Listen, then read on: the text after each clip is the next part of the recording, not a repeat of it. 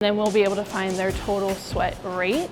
At the end of the practice, that is when we'll get the best results. Hi, I'm Grace, Assistant of Performance Nutrition, walking you through sweat testing. What a sweat test is, it's two parts. So we have our patches that we'll put onto the players. One will go on their forearm and then the other will go on the low back.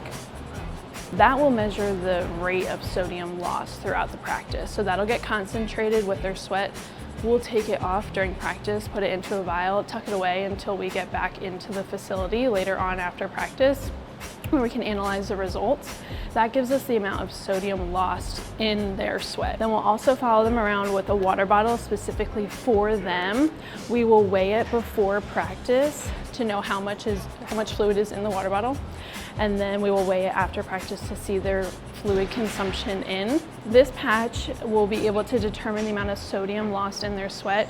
That is the electrolyte that is lost in the greatest concentration in their sweat.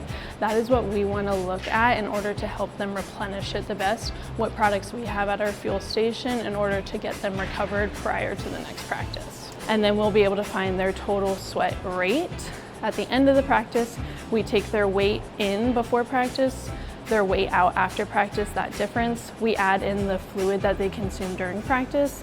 We'll get the amount of sweat lost, and then we divide that by the duration of practice to get their sweat rate per hour. Not only can we provide them with accurate meal plans, but we can provide them with accurate hydration plans too.